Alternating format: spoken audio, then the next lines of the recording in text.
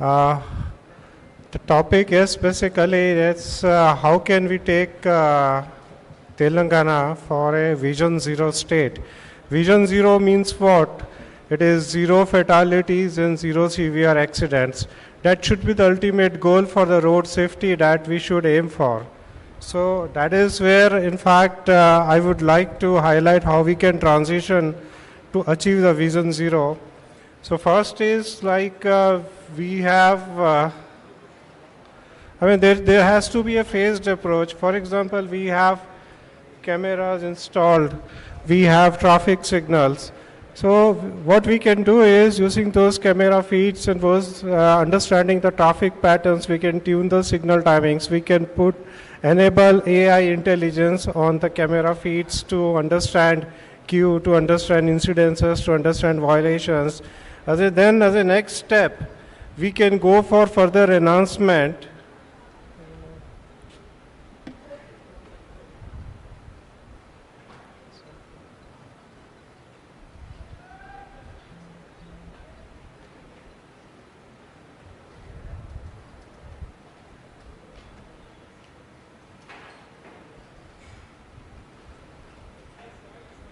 Okay, then as a next step, we can go on further enhancements, like whatever the signals we have, we can go for adaptive traffic management system. We can go for deeper analytics on the camera feeds to understand the traffic signal violators, speed violators, and based on those, we can create a predictive models to understand who can be the future people who can basically get involved into accidents. So assimilating and basically refining the data and all these things is going to be very crucial in once you have the data.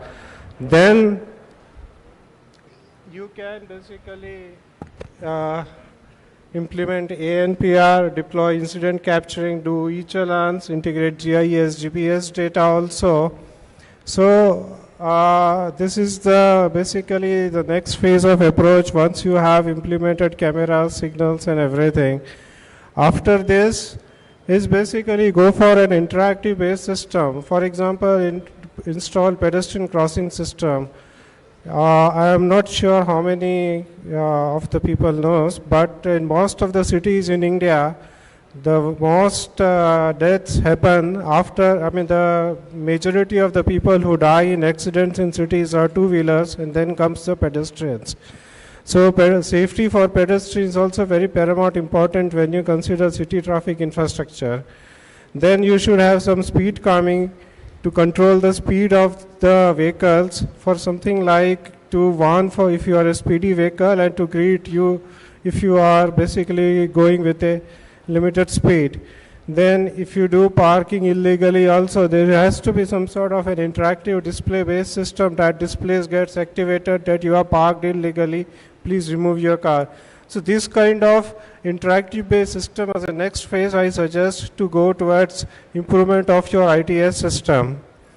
Thereafter you advance AI to data mine and basically provide predictive models to identify drivers, for example, who are driving erratically, who are not driving in a queue, who are speeding up. So those kind of those kind of vehicles are mostly going to get involved in accidents.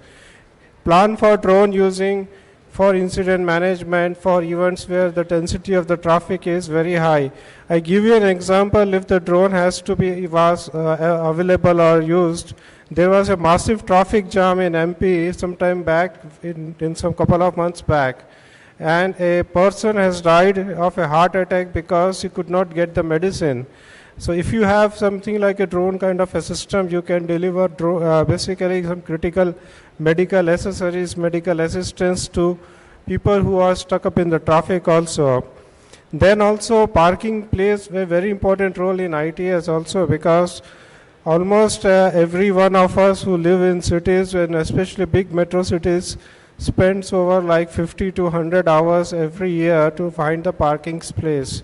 So geomap your parking places, identify parking places you have, and provide them in a digital platform so that citizens who drive can easily find the parking space. So this saves the fuel as well as saves the time also. Then along with the fiber optic network, now we have 5G networks, then 6G networks will also be introduced in the coming future. So use this kind of a network based thing also to integrate your IT equipments, integrate your road traffic equipments with the command and control center. That would be easy versus laying out fiber optic.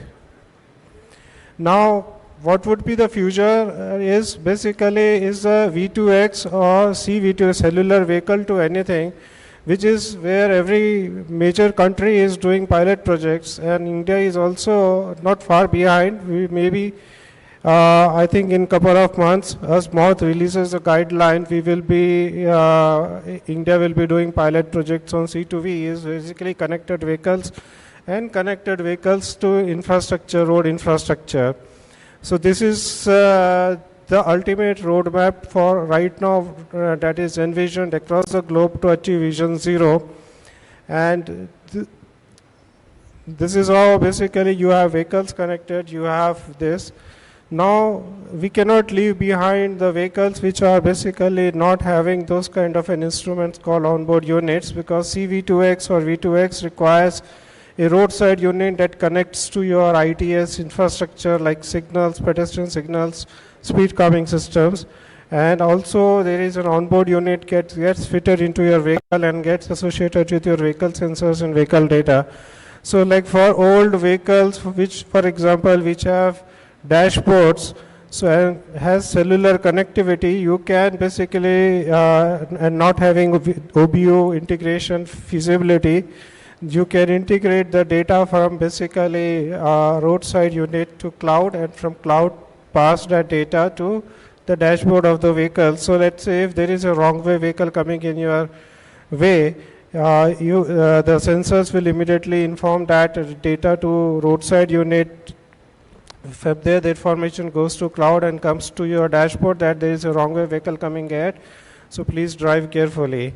And for those vehicles which doesn't have even a dashboard, they are old vehicles, so you can have some sort of a smartphone based facility for integration. So this is how basically you will connect all the three variants of vehicle types that exist on the road with connected technology.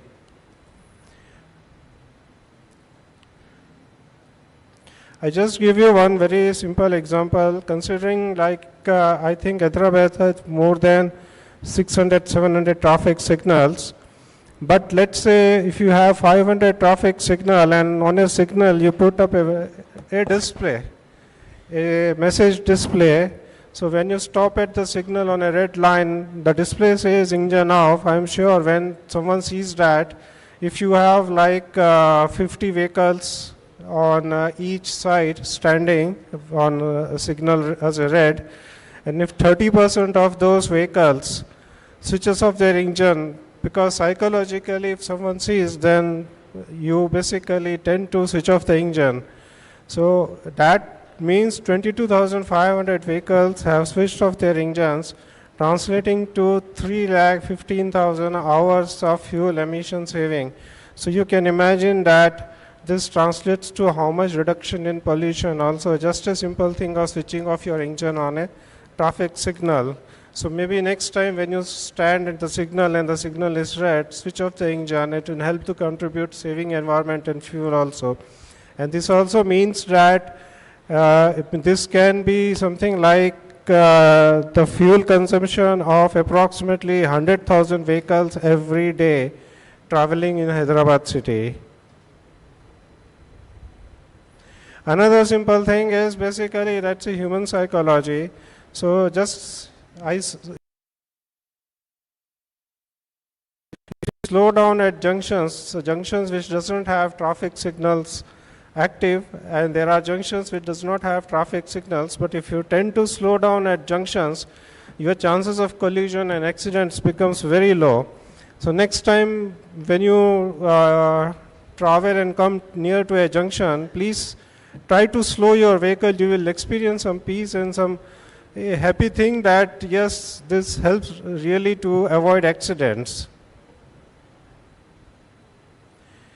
So in fact, one of our road safety project has also been recommended. Basically, it was a World Bank assisted program, and it was such kind of project was recommended in more also road safety practices in India.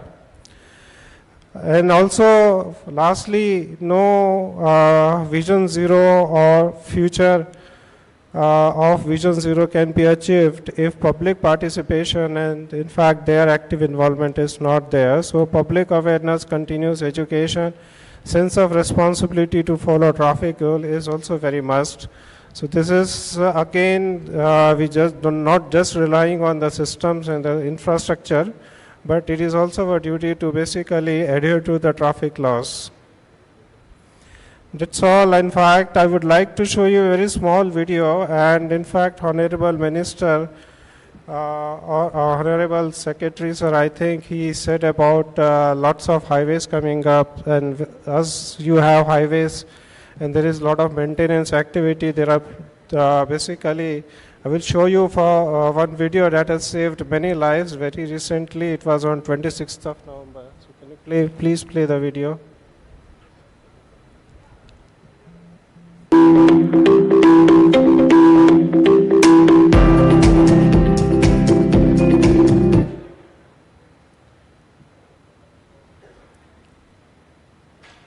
TTMA. TTMA.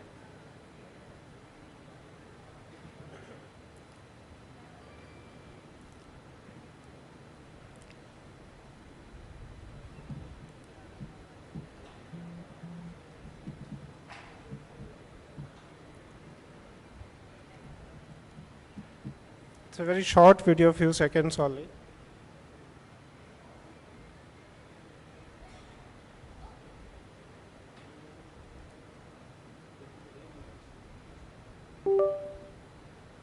Actually, that video is not rendering, but it was basically on a national highway project on 26th of November. It's on a 4-lane road. One lane was closed and for maintenance, and they were setting up work zones. And unfortunately, there was a car. Basically, the driver has slept in the morning at 9 o'clock. And he has basically accelerated the vehicle. I mean, pressed his foot on the accelerator, and there was a device called TTMA. So in just 3 seconds, that vehicle was coming in very fast mode, something like 110, 120 speed. In just 3 seconds, basically stopped the vehicle, absorbing all the energy. And if that equipment was not there, you could have imagined there are 48 basically people on that lane working. So if a car with speed of 110 goes over 48 people, how many fatalities can happen? So this, Mr. Patel, can we wind up now? Here, yes. Can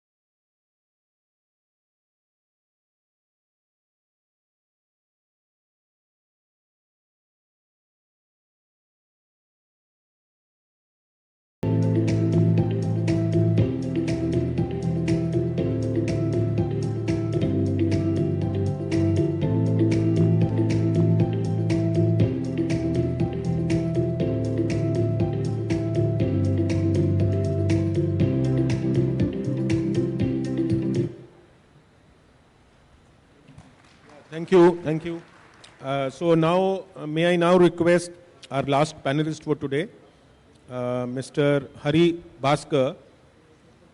He is Manager Investment Operations, South Asia, Asian Infrastructure Investment Bank, China, presently based in Abu Dhabi. Yeah, please. Yeah. Yeah. You can speak from there. Yeah, yeah. Yeah, yeah. Hello. Thank you. Good afternoon, Honorable Minister, Special Chief Secretary, Metropolitan Commissioner, and all the dignitaries. Honored to be here. Thank you very much for the opportunity. I know I am the last man standing between you all and a delayed lunch. Taking a lot of importance of infrastructure, technology-enabled infrastructure, the road safety, and the policy and all that. So a little bit about the bank. I represent the Asian Infrastructure Investment Bank, which is a multilateral bank like the World Bank and the Asian Development Bank. This bank is a new kid on the block. We started like 10 years ago, around 2016. India is the second largest shareholder of the bank and is the largest borrower or beneficiary, I should say, from the bank. And most of the money from the bank in India goes to the transport sector. We have been working very closely with many states, and we have done, for example, rural roads in Gujarat, Andhra Pradesh, Madhya Pradesh. We have done highways, ring roads in Chennai, secondary roads in Assam, orbital roads in Haryana, metro projects in many states, in Chennai, Bangalore, Mumbai, Kochi, and RRTS, Delhi Meerut RRTS, in our 10 years of operation. This is just to show that transport is a sector, especially roads is a sector in India where there is a lot of demand, and the bank will be very happy to work with government of Telangana too. I saw in the policy document in Honorable Minister's forward an American JFK saying something about why America's roads are good. Same thing, there is also a Chinese proverb, because I come from a bank which is based in China. There is a very old Chinese proverb, a 1,000 year, then it should build roads. This is a strong belief of Chinese, and you can see that when you go to China, for example, that every nook and corner is connected with roads, which is a very important enabler for economic growth. I'm very glad to hear that India is planning to do the same thing, and the Vision 2047 encompasses that. We all know that with the good road infrastructure, the economic growth inevitably follows. Development, not just infrastructure development. As a development bank, we believe that just developing infrastructure alone is not adequate. You have to develop the human capital, by which we mean the education and the health infrastructure, which will all follow if we have a good road network. So I'm very glad to be here to discuss about the roads. And the topic that I have been given is to talk a little bit about program approach rather than a project approach. Why program? Why not project? Actually, a program is not very different from project because it is just a string of projects put together. But at the same time, the key objective of a program is to ensure that the outcome is achieved rather than just an output. In a project in which you build like 30 kilometers of roads, the output is to build just the 30 kilometers of roads. But if you have a program like, say, a Bharatmala, or if you have a program to connect highways to all the major cities in Telangana, then the outcome is to ensure connectivity, not just to build that 200, 300 kilometers of road or 1,000 kilometers of road. So it is a very outcome-driven approach, this program. That's why program approach is extremely important. And if a project, if it goes beyond a certain size, it becomes very difficult to manage. But at the same time, if it's a program which has a group of projects, then it can be managed better. You can have a program director, you can have project directors for various projects under the program, so that the program can be managed better. And I spoke about the outcome. Also, it's very important, whether we like it or not, all these assets, the road assets, are going to face the brunt of climate change. Yeah. We are not going to be able to do much for climate mitigation as a road sector, but we are going to face the consequences of the climate adaptation. Yeah? If we don't adapt, if these assets don't adapt well to the consequences of climate change, it's going to be a problem. When you do such a large road network as a program, then you can ensure that the climate resilience aspects are taken care of into the whole program. But if you do the program into 20 different projects, instead of approaching it as a program, Some projects may have some good climate resilience approach, some projects may not have it. So it's very good to ensure that if you have a program, all the climate resilience aspects are built into the design so that it can stand the test of time. So I can keep talking about why a program approach is much better, but these are some of the aspects why program approach is better. And also at the end of the day, you will have to assess the impact of the program or the project that you have done. When we do it as a program, it gives you a holistic approach. It enables us to assess the impact or to evaluate the impact of the program. From the financing point of view, because I'm from a bank, we financiers, I'm not just talking about the multilateral development banks like us, World Bank or ADB, even domestic financiers, even NABARD-like financiers, would very much like a programmatic approach rather than a project-based approach. So I think it will be relatively that much easier for the state to get financing if you can develop programs rather than just individual projects. And also financiers are keen to ensure that the outcome of any program is achieved rather than outputs. Again, program comes into play. Financiers would like to ensure that there is consistency in your environmental and social safeguards approach across all the projects, which is again possible by having a program. Consistency in procurement approach, because transparency in public procurement is extremely important. It's good to have a program so that you can have a consistent approach in procurement, and not to mention the climate resilience aspect that I spoke about. So this will help in consistency. And also we as financiers would like to ensure that the government is committed for the whole program. If it's just one or two projects and other projects don't get committed for various reasons, then that gives a level of uncertainty to us as financiers. If there is a program that is, then it gives us that much confidence that government is going to see through the program. So we would like to ensure from that point of view also, program approach is much better than the project approach. There are many ways to finance a program. If we have a viable road, for example, financially viable, I mean, for example, like the ring roads, then we can always use PPP models, HAM models. Private sector can come into play because private sector has to come into play. There could be other roads like rural roads which don't have the financial viability, but which have a huge socio-economic impact in the society. That's where banks like us come in to provide sovereign-backed financing at much cheaper rates. But these are not going to be financially viable projects, but we are not a commercial bank, we are a development bank. We would like to ensure that these projects are done. These projects may not pay back in the next 5-6 years, it may take 20-25 years, but these projects are very important to ensure that the socio-economic benefits are achieved. That's one way to finance. Multi-phase approach, again all the banks would love that we finance one program which can be again executed in multi-phases. This is another way to finance it. InvITs, we all know about InvITs, which is essentially refinancing. We can approach InvITs. There are many ways to also monetize the assets along the way. For example, if we build metro projects, there is a lot of commercialization going on around the metro line or along the alignment of the metro line, which brings in a lot of revenues. So there are multiple ways. And I don't think in our country, in India, getting access to finance is a problem. The problem could be in getting access to good quality projects. If we can enhance the quality of projects by making it as a program, by giving consistent approach to environmental, social, procurement and climate resilience aspects, then I'm sure we can get good financing deals for the project. To conclude, as a financing agency, we would strongly encourage a programmatic approach, especially in connectivity. And we as a multilateral development bank in which India is the second largest shareholder, India is not just a borrower, you are also the owner. India is also the owner of the bank. We stand ready to help in any way the government of Telangana in its ambitious plans. Thank you.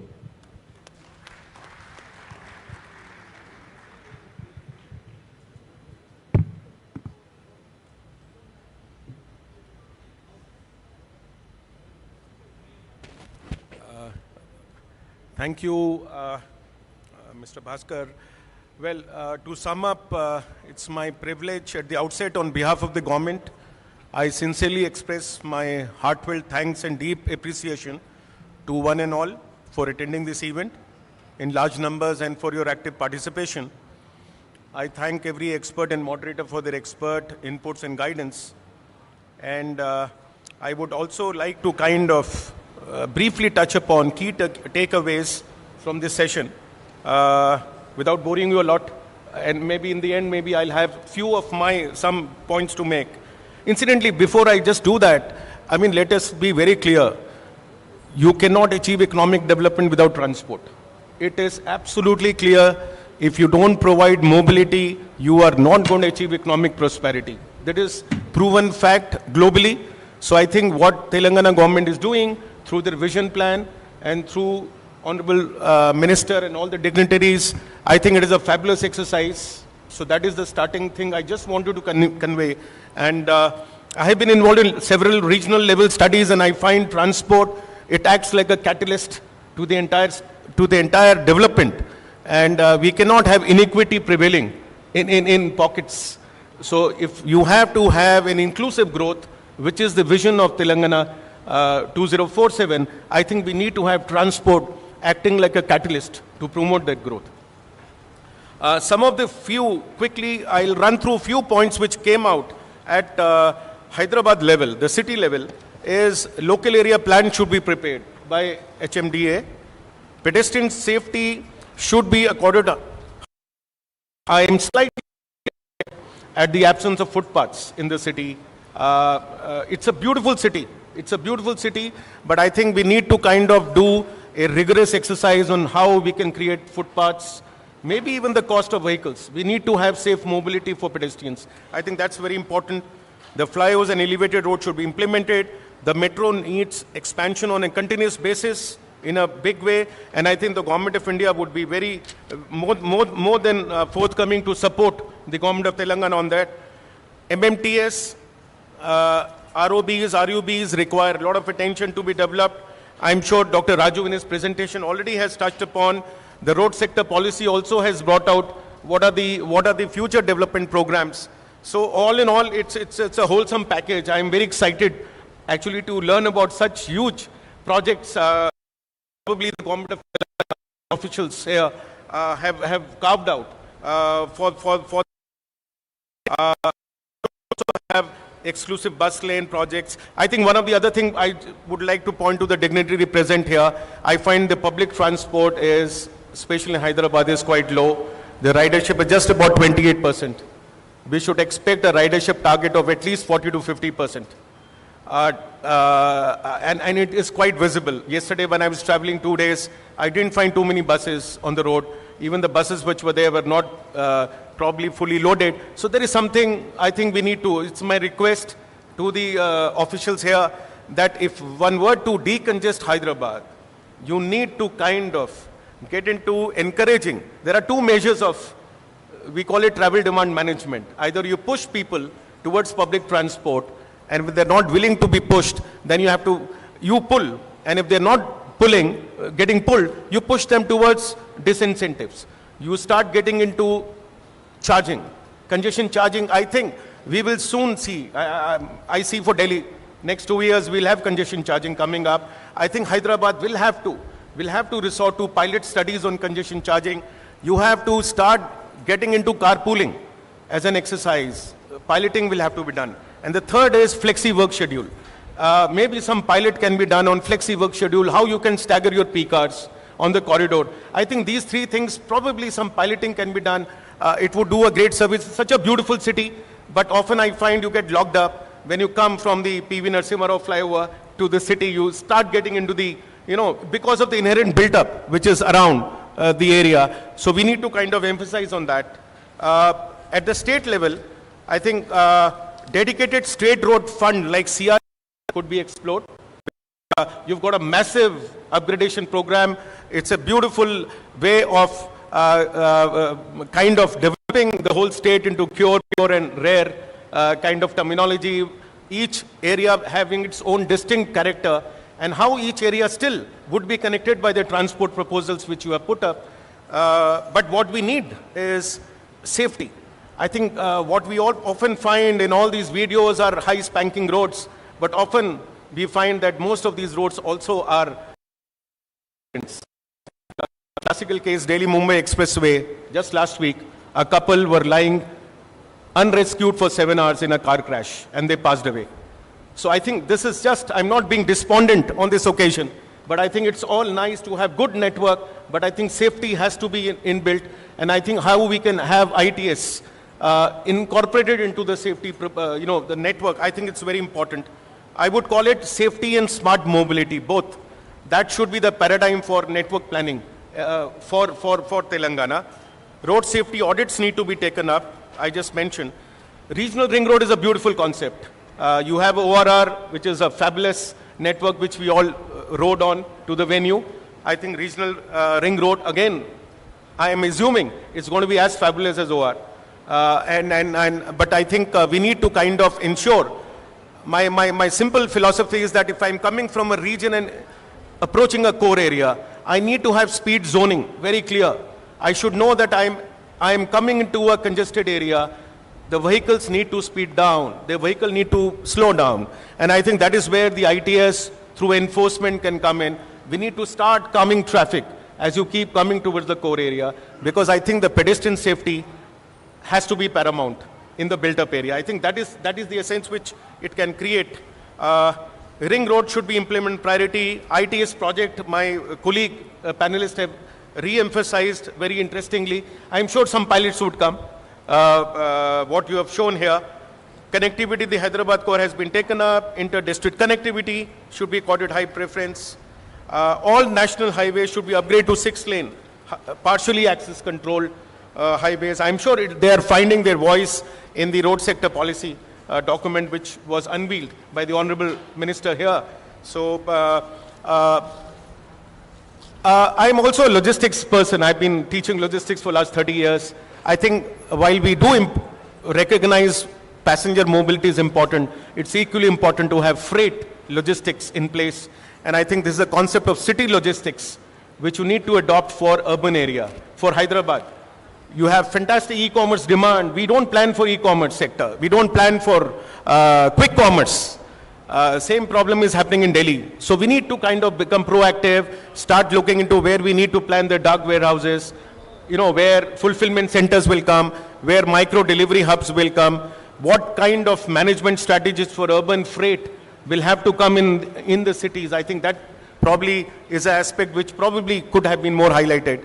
As far as urban mobility, already Dr. Raju has presented, we need to kind of scale it up. Metro expansion plans are on. Public transport, bus-based will have to be there.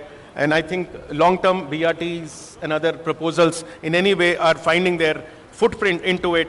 So all in all, I think I am extremely happy and excited to come here. I would once again would like to, because of paucity of time and lunch, I'm just trying to rush up to kind of conclude with the parting comments. I thank you again. It's a beautiful vision document. All the efforts are excellent. And I think now probably is the time to implement those projects. So I'm sure detailing will happen with due diligence. Yeah, thank you so much. Thank you so much, sir.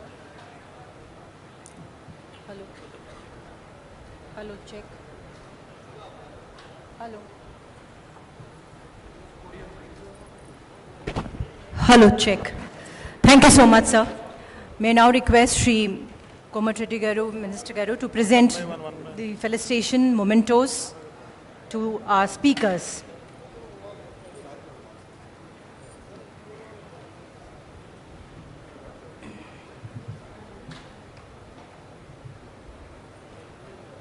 The artwork is a special mask from Cheriala, and the Pochampalli shawls are being presented as the mementos with the GI mark on it, the geographical indicator.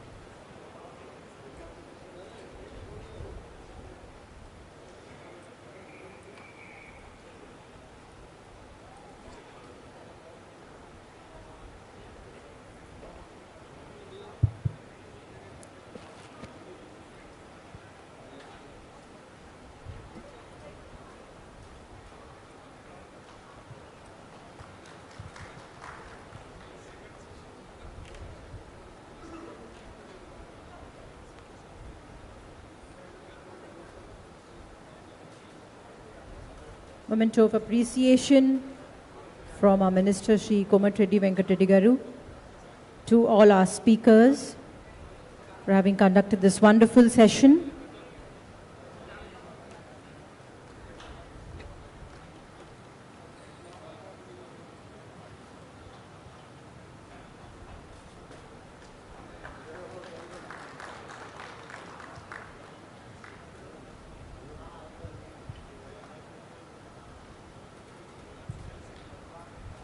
As a part of this Telangana Rising Global Summit, these mementos have been specially curated for this occasion by the art forms of Telangana.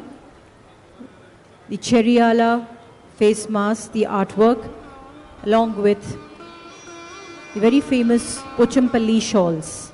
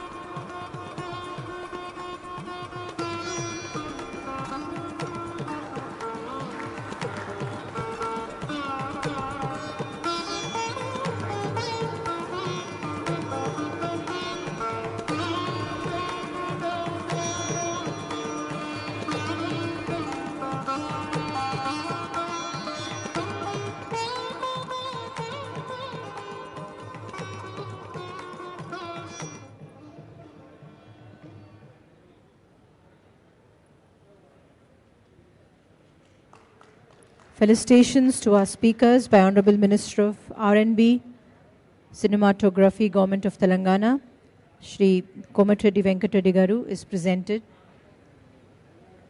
being presented by the memento and the shalwa.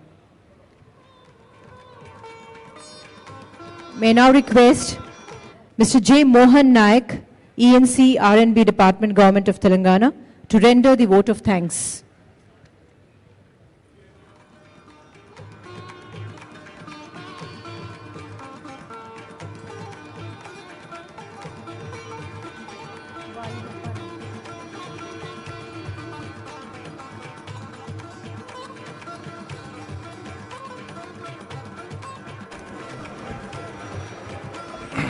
Honorable Minister Garu, Komatreddy Venkatreddy Garu, Special Chief Secretary Vikas Raj Garu, Sarfaraz Garu, Metropolitan Commissioner, distinguished speakers, delegates, representative and industry from industries, ladies and gentlemen. As we come to close this enriching and thought-provoking event, it is my proud privilege to propose the vote of thanks at the conclusion of this highly successful global summit event on connected Telangana integrated transport and urban-rural connectivity. At the outset, on behalf of the Telangana government and R&B department, I extend our deepest and most respectful gratitude to the Honorable Chief Minister Sri A. Revanth Reddy Garu for his exemplary vision in leading the state towards sustained prosperity and long-term well-being of Telangana and its people for decades to come. We are deeply honored by the gracious presence of our Honorable Minister for his valuable presence and clear guidance, direction and inspiration. As you all know, we have several legacy issues and hence we are hard-pressed to deal with issues of major concern. For the first time, with the guidance of Sri Vikas Raj, Special Chief Secretary, under the leadership of Honorable Minister Komatreddy Venkatreddy, the R&B Department has formulated a policy aligned with Honorable Chief Minister's Sri Revanth Reddy's vision for planned and systematic road development advancing the Telangana Rising Vision 2047. We are conscious that this is only the beginning. We place on record our deepest gratitude to Sri Vikas Raj, Special Chief Secretary, whose personal presence, close monitoring and hands-on guidance at every stage of the event were instrumental in ensuring its flawless execution and grand success. I express my Sincere thanks to Sri Sarfaraj, Metropolitan Commissioner HMDA, for his constant guidance and supervision in making this program success. We are deeply grateful to all our eminent speakers, panelists and session chair for sharing their insightful prospective technical expertise and practical experience. Your contribution have truly elevated the quality of discussion and enriched the learning experience for every participant. I thank all the officers, engineers and staff of R&B department for preparing the road sector policy, for work tirelessly for the last 15 days, day and night, with unwavering commitment and team spirit to ensure the flawless execution and grand success. Our sincere thanks to all the delegates and participants who joined us from various parts of the country and beyond. Your enthusiastic participation, engaging questions and active interaction made this summit truly dynamic and meaningful. I thank consultant Lee Associates, South Asia Private Limited for their timely support in preparing this document and arranging technical supports in making relevant material for the summit. We also thanks the media partner, logistics team and all service provided for their valuable support in amplifying the reach and ensuring seamless arrangements. As we conclude, we are confident that the knowledge shared, network built and ideas exchanged over this session will translate into meaningful action and future collaboration. Once again, thank you all for being a part of this Telangana Rising Global Summit. We wish you safe travel, continued learning and great success in all your endeavors. Thank you one and all. Jai Hind, Jai Telangana. Thank you. Thank you so much, Mohan Garu. May I request the members, the delegates of the next session, the official members from Speed to please come towards the dais.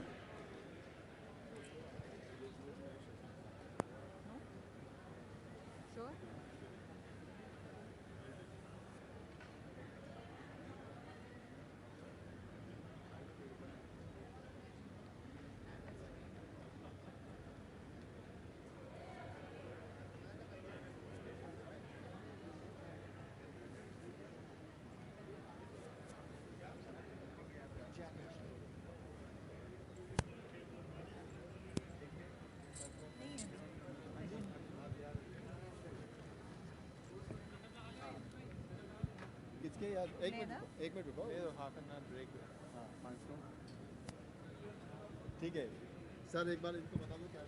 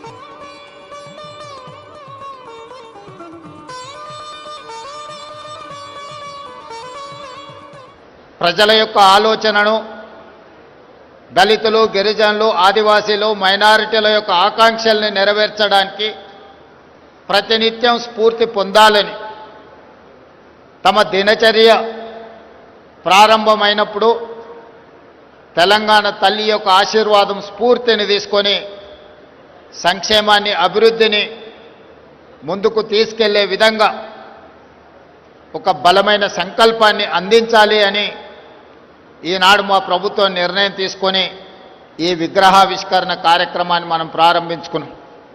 అదేవిధంగా మీకు అందరికీ తెలుసు, తెలంగాణ రాష్ట్రం యొక్క ఆకాంక్ష 2004 ఎన్నికల సందర్భంగా శ్రీమతి సోనియా గాంధీ గారు కరీంనగర్ గడ్డ మీద నుంచి ఈ ప్రజలకు ఒక మాట ఇచ్చారు.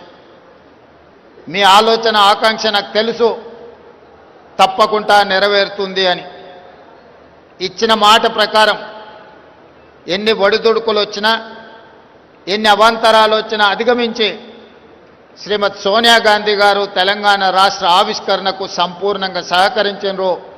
ఈనాడు స్వరాష్ట్ర కళ నిజమై ఈరోజు తెలంగాణ రాష్ట్రంలో నిటారుగా నిలబడి సంక్షేమము అభివృద్ధిని దేశంలోనే నెంబర్ 1గా తెలంగాణ రాష్ట్రం తీర్చిదిద్దుకుంటున్నది. అలాంటి గొప్ప నాయకురాలు ఇచ్చిన మాటకు కట్టుబడి ప్రజల ఆకాంక్ష నెరవేర్చిన గొప్ప నాయకురాలు శ్రీమతి సోనియా గాంధీ గారి జన్మదినం కూడా డిసెంబర్ 9 కావడం మా అందరికీ సంపూర్ణమైన సంతోషాన్ని కలిగించే ఈ పర్వదినం ప్రతి సంవత్సరం తెలంగాణ తల్లి అవతరణ దినోత్సవాలతో పాటు శ్రీమతి సోనియా గాంధీ గారి జన్మదిన ఉత్సవాలను కూడా 4 కోట్ల తెలంగాణ ప్రజలు తెలంగాణ రాష్ట్రం ఉన్నంతకాలం జరుపుకుంటాం. ఎప్పటికీ మా గుండెల్లో, మా రాష్ట్ర పరిపాలన విధానంలో, మా సంక్షేమ అభివృద్ధి కార్యక్రమాలలో శ్రీమతి సోనియా గాంధీ గారి స్ఫూర్తి, డాక్టర్ మన్మోహన్ సింగ్ గారి యొక్క విజన్ ప్రస్ఫుటంగా అమలు జరుగుతుంది. ఈ సమ్మిట్ కార్యక్రమంలో పాల్గొన్న వివిధ దేశాల నుంచి వచ్చిన ప్రతినిధులకు, ఈ దేశంలో ఉన్న పారిశ్రామికవేత్తలకు వేయించేసి ఉన్నారు. మనందరికీ తెలుసు, తెలంగాణ రాష్ట్ర సచివాలయంలో తెలంగాణ తల్లి విగ్రహాన్ని ప్రతిష్టాపన చేసి అదే తరహాలో అన్ని కలెక్టరేట్ ఆవరణల్లో అన్ని జిల్లాల్లో ఆ తల్లిని మనం దర్శించుకోవాలన్న సంకల్పం ప్రజాపాలనా ప్రభుత్వానిది. అందుకే ఆనరబుల్ సీఎం గారు, డిప్యూటీ సీఎం గారు, మంత్రివర్గం ఈరోజు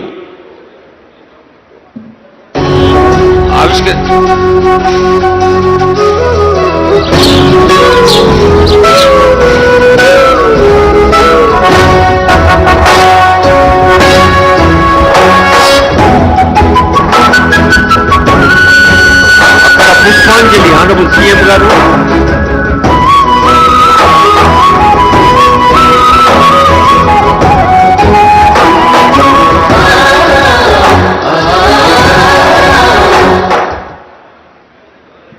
తెలంగాణ తల్లి రాష్ట్ర వ్యాప్తంగా ఆవిష్కరణ చేయబడింది. గౌరవనీయులైన ముఖ్యమంత్రి, ఉప ముఖ్యమంత్రి, మంత్రివర్యులు ఇప్పుడు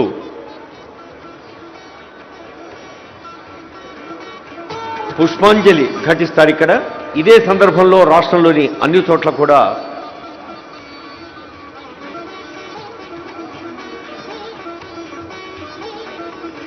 తల్లికి నమస్కరించుకుంటూ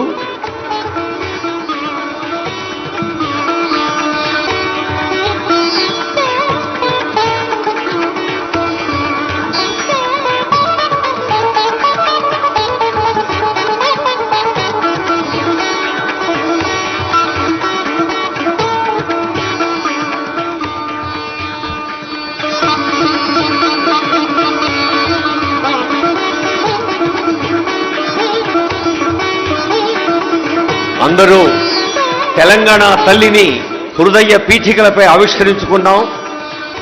ఇక్కడ భాగ్యనగరంలో ముఖ్యమంత్రి గారు ఇలా రిమోట్ స్విచ్ నొక్కిన తరుణంలోనే రాష్ట్రంలో అన్ని జిల్లాల్లో ఆవిష్కరించుకోబడ్డ తెలంగాణ తల్లికి నమస్కరించుకుంటూ ఇప్పుడు అందరం గొంతెత్తి పాడదాం, జయ జయ హే తెలంగాణ. తెలంగాణ స్టేట్ సాంగ్, రాష్ట్ర గీతం జయ జయ హే తెలంగాణ.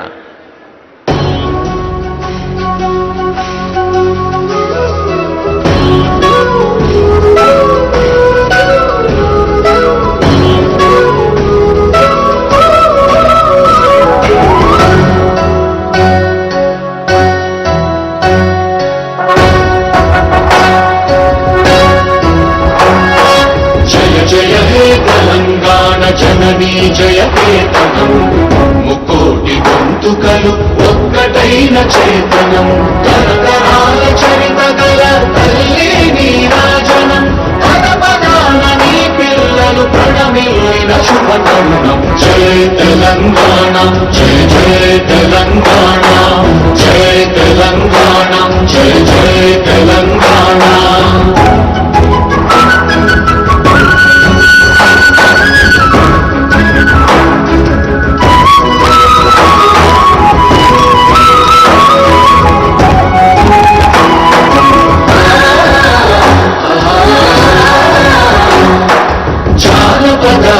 జీవన చావళీలు చాలువాన కవి గాయక వైతాళిక కళల మంచీరాలు జాతిని జాగృత పరచే గీతాల జనజాతర అనునిత్యము నీ గానం అమ్మ నీవే మా ప్రాణం జయ తెలంగాణ జయ జయ తెలంగాణ జయ తెలంగాణ జయ జయ తెలంగాణ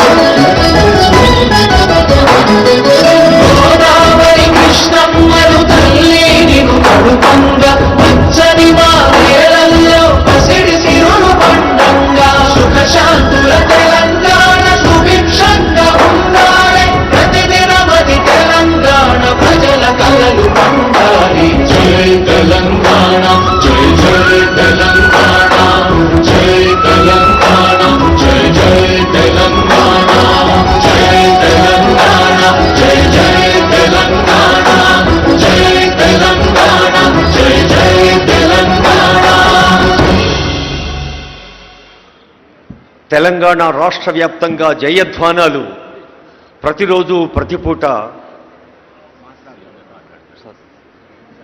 జయధ్వానాలు అందరికీ స్ఫూర్తిని అందించాలని తెలంగాణ కీర్తిని ప్రపంచవ్యాప్తం చేయాలని ప్రజాపాలన ప్రభుత్వం తలపెట్టిన గ్లోబల్ సమ్మిట్ ఇంత అద్భుతంగా అర్థవంతంగా ఆర్థికంగా హార్దికంగా ముందుకు సాగుతున్న వేదికపైన గౌరవనీయులు ముఖ్యమంత్రి గారి సందేశం. Honourable CMs message.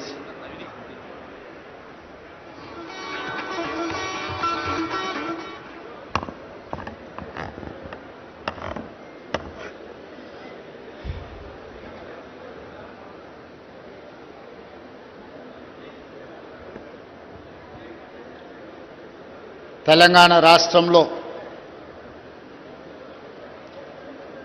వివిధ జిల్లాల కలెక్టర్ కార్యాలయాలలో తెలంగాణ తల్లి విగ్రహ ఆవిష్కరణ కార్యక్రమాన్ని Bharat Future City, Telangana Rising Global Summit వేదికగా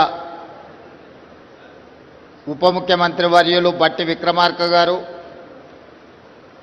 సహచర మంత్రివర్గ సభ్యులు, పార్లమెంట్ సభ్యులు, శాసనమండలి సభ్యులు, శాసనసభ్యులు, తెలంగాణ రాష్ట్రంలో పెట్టుబడులు పెట్టిన పారిశ్రామికవేత్తల సమక్షంలో కేంద్ర రాష్ట్ర ప్రభుత్వ అధికారుల సమక్షంలో తెలంగాణ తల్లి విగ్రహ ఆవిష్కరణ ఈ కార్యక్రమం జరుపుకోవడం ఎంతో సంతోషం, ఒక శుభ పరిణామం. ఇక్కడున్న మిత్రులకు, దేశ ప్రజలందరికీ తెలుసు, డిసెంబర్ 9, 2009 నాడు యూపీఏ చైర్పర్సన్ శ్రీమతి సోనియా గాంధీ గారి నేతృత్వంలో ఆనాటి భారత ప్రధానమంత్రి డాక్టర్ మన్మోహన్ సింగ్ గారు తెలంగాణ రాష్ట్ర ఏర్పాటు ప్రక్రియను ప్రారంభించిందని ఆనాటి హోంశాఖ మహాత్ములు చిదంబరం గారు ప్రకటించిన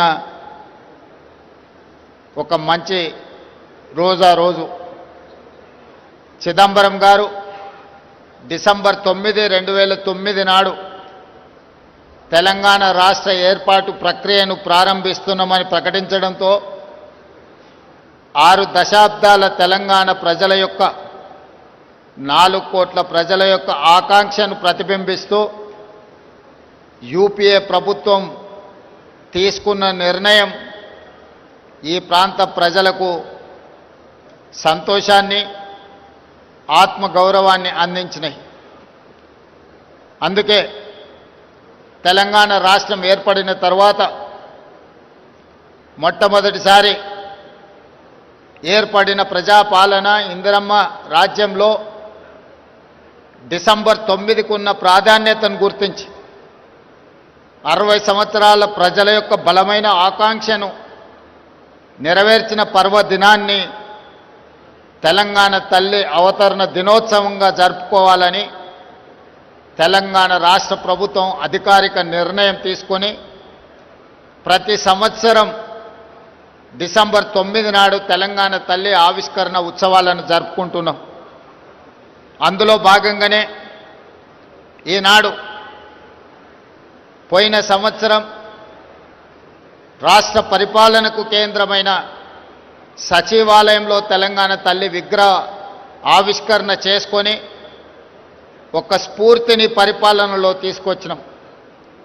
ఈనాడు తెలంగాణలో ఉన్న అన్ని జిల్లా కేంద్ర కార్యాలయాలలో తెలంగాణ తల్లి విగ్రహ ఆవిష్కరణను ఈ కార్యక్రమాన్ని జరుపుకోవడం ద్వారా ప్రజల యొక్క ఆలోచనను దళితులు, గిరిజనులు, ఆదివాసీలు, మైనారిటీల యొక్క ఆకాంక్షల్ని నెరవేర్చడానికి ప్రతినిత్యం స్ఫూర్తి పొందాలని తమ దినచర్య ప్రారంభమైనప్పుడు తెలంగాణ తల్లి యొక్క ఆశీర్వాదం స్ఫూర్తిని తీసుకొని సంక్షేమాన్ని, అభివృద్ధిని ముందుకు తీసుకెళ్లే విధంగా ఒక బలమైన సంకల్పాన్ని అందించాలి అని ఈనాడు మా ప్రభుత్వం నిర్ణయం తీసుకొని ఈ విగ్రహావిష్కరణ కార్యక్రమాన్ని మనం ప్రారంభించుకున్నాం. అదేవిధంగా మీకు అందరికీ తెలుసు, తెలంగాణ రాష్ట్రం యొక్క ఆకాంక్ష 2004 ఎన్నికల సందర్భంగా శ్రీమతి సోనియా గాంధీ గారు కరీంనగర్ గడ్డ మీద నుంచి ఈ ప్రజలకు ఒక మాట ఇచ్చారు. మీ ఆలోచన, ఆకాంక్ష నాకు తెలుసు, తప్పకుండా నెరవేరుతుంది అని ఇచ్చిన మాట ప్రకారం ఎన్ని ఒడిదుడుకులు వచ్చినా, ఎన్ని అవాంతరాలు వచ్చినా అధిగమించి శ్రీమతి సోనియా గాంధీ గారు తెలంగాణ రాష్ట్ర ఆవిష్కరణకు సంపూర్ణంగా సహకరించారు. ఈనాడు స్వరాష్ట్ర కళ నిజమై ఈరోజు తెలంగాణ రాష్ట్రంలో నిటారుగా నిలబడి సంక్షేమము, అభివృద్ధిని దేశంలోనే నెంబర్ 1గా తెలంగాణ రాష్ట్రం తీర్చిదిద్దుకుంటున్నది.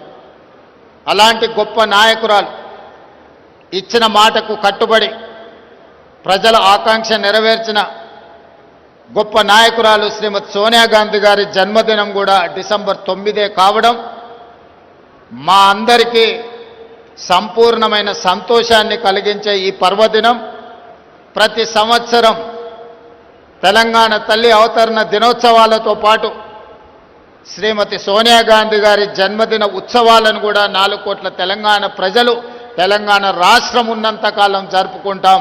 ఎప్పటికీ మా గుండెల్లో, మా రాష్ట్ర పరిపాలన విధానంలో, మా సంక్షేమ అభివృద్ధి కార్యక్రమాలలో శ్రీమతి సోనియా గాంధీ గారి స్ఫూర్తి, డాక్టర్ మన్మోహన్ సింగ్ గారి యొక్క విజన్ ప్రస్ఫుటంగా అమలు జరుగుతుంది. ఈ సమ్మిట్ కార్యక్రమంలో పాల్గొన్న వివిధ దేశాల నుంచి వచ్చిన ప్రతినిధులకు, ఈ దేశంలో ఉన్న పారిశ్రామికవేత్తలకు వేయించేసి ఉన్నారు.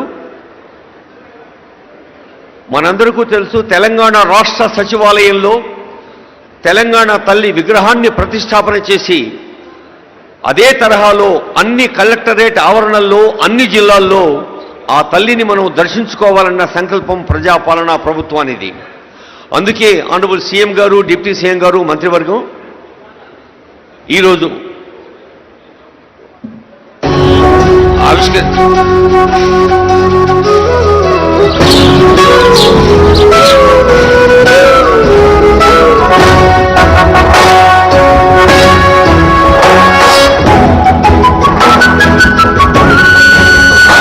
పుష్పాంజలి ఆనరబుల్ సీఎం గారు,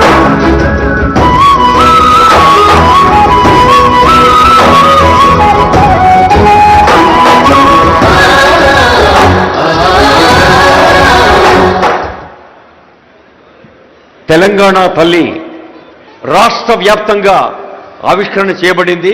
గౌరవనీయులైన ముఖ్యమంత్రి, ఉప ముఖ్యమంత్రి, మంత్రివర్యులు ఇప్పుడు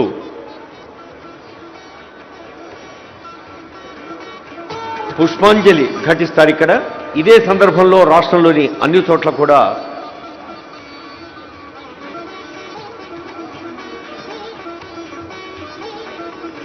తల్లికి నమస్కరించుకుంటూ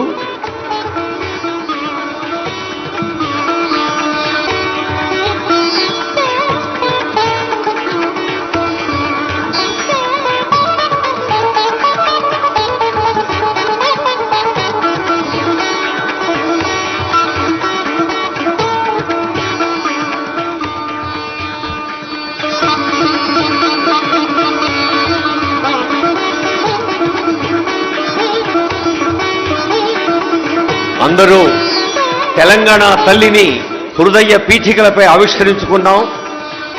ఇక్కడ భాగ్యనగరంలో ముఖ్యమంత్రి గారు ఇలా రిమోట్ స్విచ్ నొక్కిన తరుణంలోనే రాష్ట్రంలో అన్ని జిల్లాల్లో ఆవిష్కరించుకోబడ్డ తెలంగాణ తల్లికి నమస్కరించుకుంటూ ఇప్పుడు అందరూ గొంతెత్తి పాడదాం జయ జయ హే తెలంగాణ.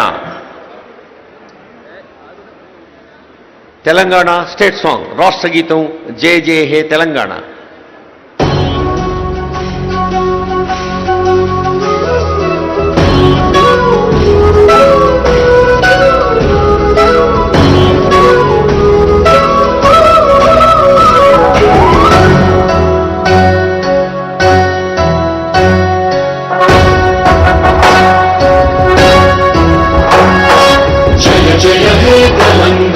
జననీ జయకేతనం ముకోటి గొంతుకలు ఒక్కటైన చేతనం తరతరాల చరిత గల తల్లి నీరాజనం పదపదాన నీ పిల్లలు ప్రణమిల్లిన శుభతరుణం. జయ తెలంగాణ జయ జయ తెలంగాణ జయ తెలంగాణ జయ జయ తెలంగాణ.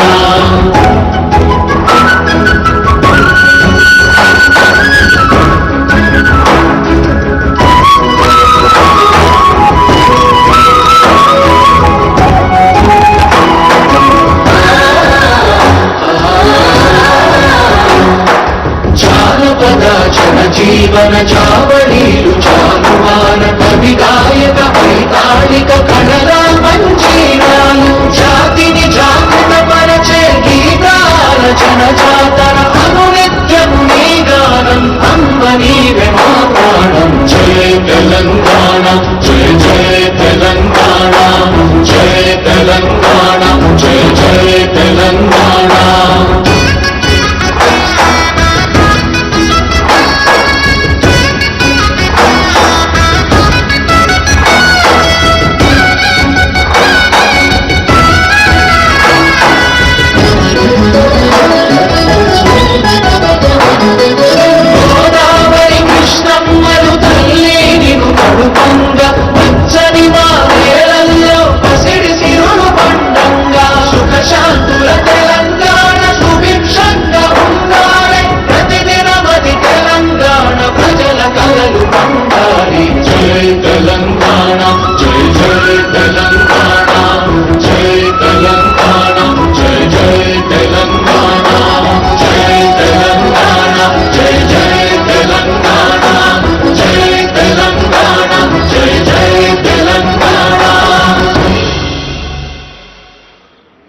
తెలంగాణ రాష్ట్ర వ్యాప్తంగా జయధ్వానాలు ప్రతిరోజు ప్రతిపూట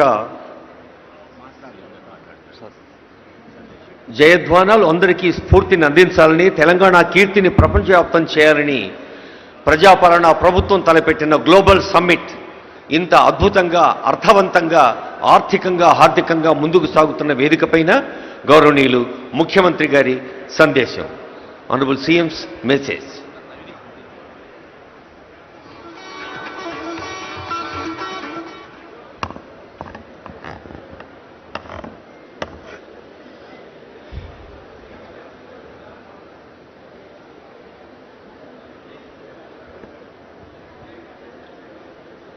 తెలంగాణ రాష్ట్రంలో వివిధ జిల్లాల కలెక్టర్ కార్యాలయాలలో తెలంగాణ తల్లి విగ్రహ ఆవిష్కరణ కార్యక్రమాన్ని Honorable CM's message. వివిధ జిల్లాల ప్రతి సంవత్సరం వివిధ జిల్లాల రాష్ట్ర పరిపాలన విధానం వివిధ జిల్లాల కలెక్టర్ కార్యాలయాలలో తెలంగాణ తల్లి విగ్రహ ఆవిష్కరణ కార్యక్రమాన్ని Bharat Future City Telangana Rising Global Summit వేదికగా ఉప ముఖ్యమంత్రి వర్యులు బట్టి